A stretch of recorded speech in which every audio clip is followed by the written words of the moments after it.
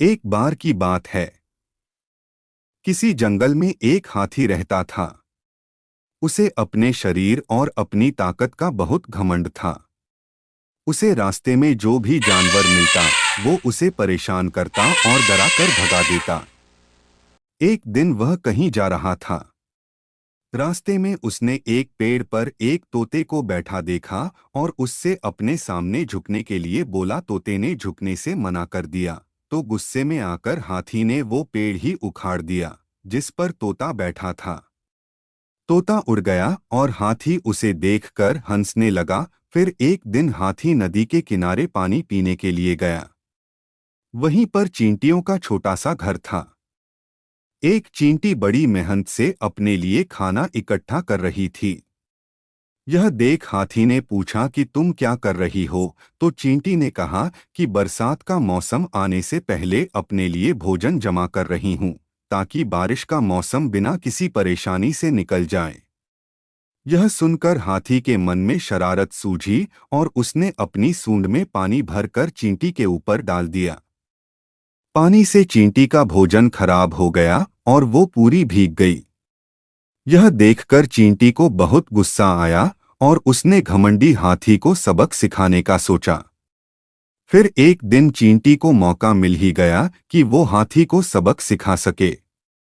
हाथी भोजन करके हरी घास पर सो रहा था। चींटी सोते हुए हाथी की सूंड में घुस गई और अंदर से उसे काटने लगी। जैसे ही चींटी ने हाथी को काटा, हाथी दर्द के मारे जोर जोर से रोने लगा और मदद के लिए पुकारने लगा। चींटी ने हाथी के रोने की आवाज सुनी और सूंड से बाहर निकल आई। हाथी उसे देखकर डर गया और अपने किए की माफी मांगी। जब चींटी को महसूस हुआ कि हाथी को अपनी गलती का एहसास हो गया है तो उसने हाथी को माफ कर दिया। हाथी अब बिल्कुल बदल गया और उसने वादा किया कि अब वो किसी को नहीं सताएगा और दूसरों की मदद करेगा। हमें अपनी ताकत पर कभी घमंड नहीं करना चाहिए। अपनी ताकत के जोर पर दूसरों को परेशान करने की जगह उनकी मदद करनी चाहिए। बहुत पुरानी बात है। एक जंगल में एक लोमड़ी और एक सारस रहते थे। ये दोनों बहुत अच्छे दोस्त थे।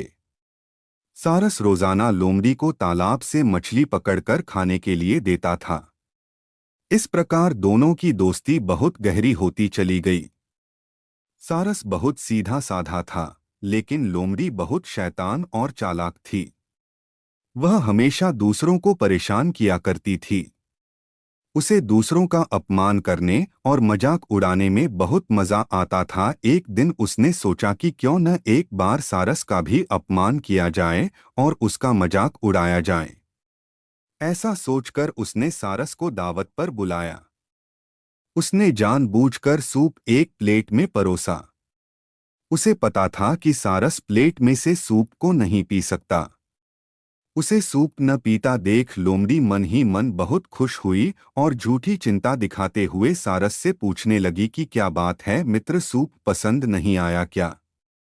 सारस बोला, नहीं मित्र, यह तो बहुत स्वादिष्ट है। सारस ने जब देखा कि सूप को प्लेट में परोसा गया है और लोमड़ी जानबूझकर उससे सवाल कर रही है तो वह सब समझ गया, लेकिन कुछ नहीं बोला।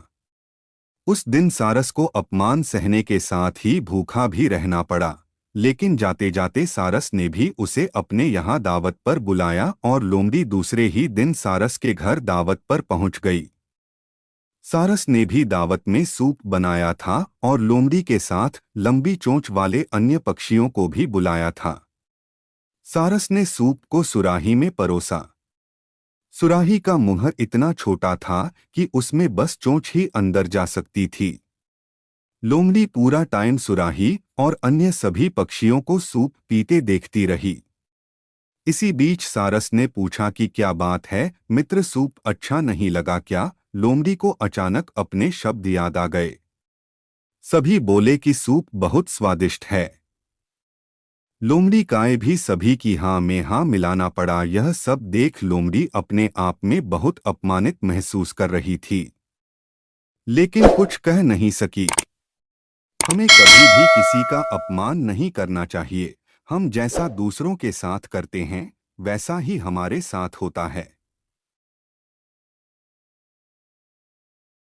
किसी जंगल में एक उल्लू रहता था।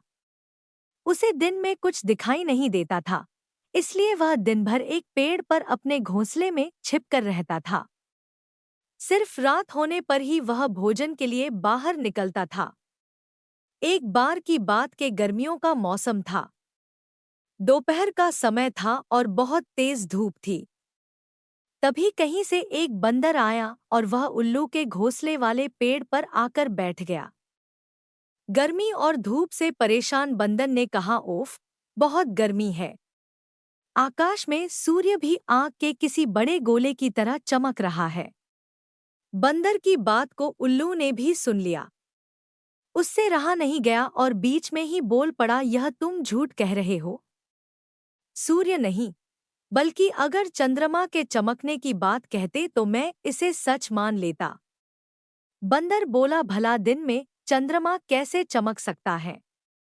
वह तो रात में चमकता है और यह दिन का समय है, तो दिन में सूर्य ही चमकेगा। यही कारण है कि सूर्य की तेज रोशनी की वजह से बहुत ज्यादा गर्मी हो रही है। उस बंदर ने उल्लू को अपनी बात समझाने का बहुत प्रयास किया कि दिन में सूरज ही चमकता है, चंद्रमा नहीं। लेकिन उल्लू भी अपनी ही जिद पर अड़ा था।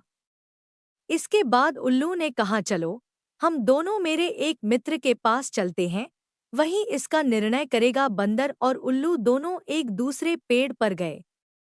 उस दूसरे पेड़ पर उल्लुओं का एक बड़ा झुंड रहता था।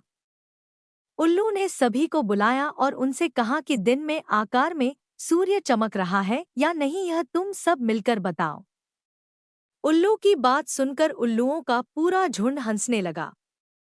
वह बंदर की बात का मजाक उड़ाने लगे। उन्होंने कहा, नहीं, तुम बेवकूफों जैसी बात कर रहे हो। इस समय आकार में तो चंद्रमा ही चमक रहा है और आकाश में सूर्य के चमकने की झूठी बात बोलकर हमारी बस्ती में झूठ का प्रचार मत करो। उल्लुओं के झुंड की बात सुनने के बाद भी बंदर अपनी ही बात पर अड़ा हुआ था, जिस देखकर सभी उल्लू गुस्सा हो गए और वे सारे के सारे बंदर को मारने के लिए उस पर झपट पड़े। दिन का समय था और उल्लुओं को कम दिखाई दे रहा था, इसी वजह से बंदर वहां से बचकर भाग निकलने में कामयाब हो गया और उसने अपनी जान बचाई। पंचतंत्र की यह कहानी हमें सीख देती है कि मूर्ख मनुष्य कभी भी विद्वानों की बात को सच नहीं मानता है। ऐसे मूर्ख लोग अपने बहुमत से सत्य को भी असत्य साबित कर सकते हैं। गोकुल के निवासी देवराज इंद्र से बहुत भयभीत रहते थे। उन्हें लगता था कि देवराज इंद्र ही धरती पर बारिश करते हैं। नगरी के सभी निवासी इंद्रदेव को प्रसन्न करने के लिए उनकी बहुत पूजा किया करते थे, ताकि गोकुल पर इंद्रदेव की कृपा बनी रहे। एक बार श्री कृष्ण ने गोकुल वासियों को समझाया कि इंद्रदेव की पूजा में अपना समय बर्बाद करने से अच्छा है कि तुम लोग गाय भैंसों की पूजा करो। ये तुम्हें दूध देती हैं। ये पशु सम्मान के अधिकारी हैं। गोकुलवासी श्री कृष्ण की बात जरूर मानते थे। उन्होंने इंद्रदेव की जगह पशुओं को मान सम्मान देना शुरू कर दिया। जब इंद्रदेव ने देखा कि अब कोई भी उनकी पूजा नहीं कर रहा है, तो वह इस अपमान से तिलमिला उठे। इंद्रदेव ने गुस्से में आकर गोकुलवासियों को सबक सिखाने का निर्णय लिया। भगवान इंद्र ने बादलों को आदेश दिया कि गोकुल नगरी तब तक तुम बरसते रहो जब तक वह डूब न जाए। इंद्रदेव का आदेश पाकर बादलों ने गोकुल नगरी पर बरसना शुरू कर दिया। गोकुल नगर में ऐसी बारिश कभी नहीं पड़ी थी। चारों ओर पानी ही पानी नजर आने लगा। पूरे नगर में बाढ़ आ गई। गोकुलवासी घबराकर श्री कृष्ण के पास पहुंचे।